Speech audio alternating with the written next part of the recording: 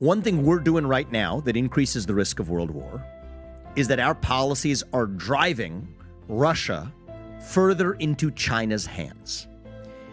And in order to have a world war, what you need is at least two different superpowers, neither of whom can obviously prevail in victory over another one.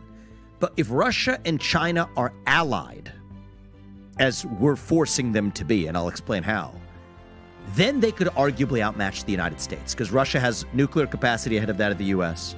Russia has hypersonic missile capabilities ahead of the U.S. What is hypersonic missile? Travel faster than the speed of sound, carrying potential nuclear loads that could hit the United States. China's naval capacity is arguably ahead of that of the United States, and we then depend on China's economy for our modern way of life. And so China and Russia are already in an alliance with one another, but we're driving Russia further into China's hands. How? By isolating Russia economically, so they need more China. If we've cut off the West, they need to actually depend on China economically. How? We're arming Ukraine to the teeth to fight Russia. That's why China's arming Ukraine. That's why China's then arming Russia. Again, driving them further into China's hands militarily. Economically and militarily, the policies we have adopted are driving Russia further into its military alliance with China. If Russia and China are in a military alliance with each other and we enter World War III, I want people to understand what that means. That means the United States of America, as we know it, could cease to exist.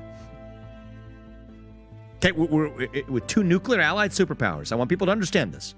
It's not some vague idea, avoid World War III. No, like this country that we know, 250 years in, the greatest country, I believe, known to man, to secure freedom, to advance to allow human beings to achieve the maximum of their potential. That gift to human history that we have the blessing to live in today, that nation will be at a high likelihood of ceasing to exist if we enter World War III right now. Why do I say that? Because that same foreign policy establishment that led us to Iraq and Afghanistan and spend $7 trillion and kill tens of thousands of our sons and daughters fighting somebody else's war, which is a mistake. And I don't want that Dick Cheney ghost of the past to come retake over the Republican Party like they're trying to with the Nikki Haley's of the world who are doing it now.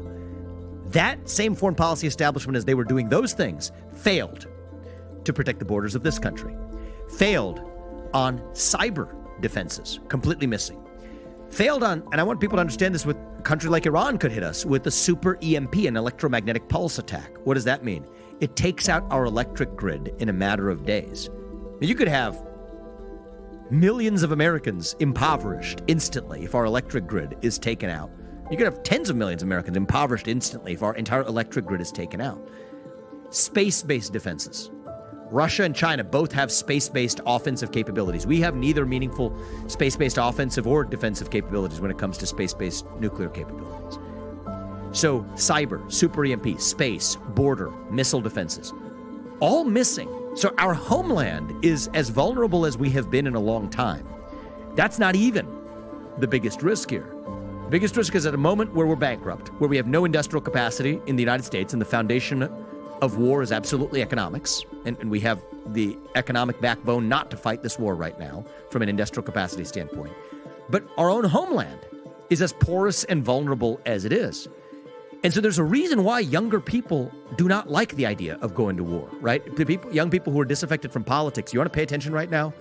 It's going to be a gun over your shoulder while you're sitting in some trench, dying in a World War III, or at worst even somebody else's war that gets us there along the way, if you put the people in charge in either party, right? It used to be that we would have one party on one side and one party on the other side of this issue. Now there's another factor domestically that could increase the risk of World War III.